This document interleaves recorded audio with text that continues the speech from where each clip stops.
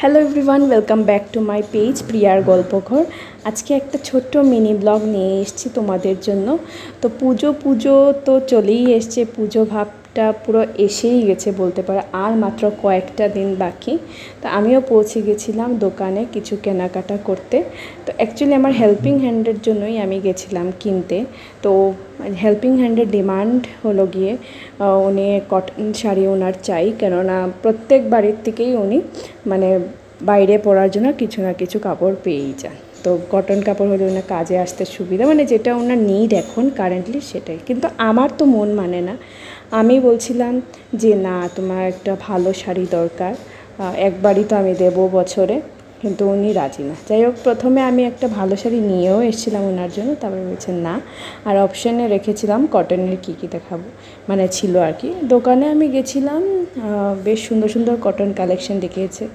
তোমরা এই দেখতে পাচ্ছ, এই কালারগুলো বেশ ভালো, মানে উনি বিধবা তো সেই জন্য মানে এরকম কালারই ওনার পছন্দ।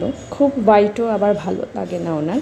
তো এই পিঙ্কটাও ওনার খুব পছন্দ হয়েছে, বাট আমি দেখলাম এটা ভীষণ মানে কোয়ালিটি মানে এতটা ভালো না, মানে অনেক 2-3টা ওয়াশ দিলেই হয়তো এটা খারাপ হয়ে যেতে পারে। তারপরে আমি বললাম দোকানদারকে যে মলমল কটন যেটা আছে, আমরা সবাই জানি যে মলমল কটনটা খুবই ভালো পরতে, তো আর আমরা স্কুলে টুলেও টিচাররাও পরে যাই। তো সেই সবের কিছু ভ্যারিয়েশন দেখাতো। তো বিভিন্ন কালার, আমি কালার কন্ট্রাস্ট বলে দিয়েছিলাম যে হালকা পিঙ্ক, হালকা স্কাই ব্লু, এইসব টাইপের, হালকা গ্রিন এরকম হতে হবে। তো সেই সবই দেখাচ্ছে। সঙ্গে টাঙ্গাইল শাড়িও দেখাচ্ছিলো। টাঙ্গাইল শাড়িও আমি ওনার জন্য নিয়েছিলাম, কিন্তু উনি বলছেন না, ওনার কটনই লাগে, মলমল শাড়িটা ওনার খুব পছন্দ হয়েছে, এরকম ওনার কাছে শাড়িটা নেই। তো তোমরাও পারলে এখানে যেতে পারো। আমি হাইলাকান্দি দোকানের নামটা বলে দিচ্ছি, মা মনসা, সেখান থেকেই আমি নিয়ে এসেছি। ওইখানে তোমরা আরও কালেকশন পেয়ে যাবে, পট করে জলদি চলে যাও। আর এখানে একটা ব্লাউজও আমি এনেছি, এটা আমি অন্য কালেকশন থেকে এনেছি, পরে তোমাদের সঙ্গে শেয়ার করব।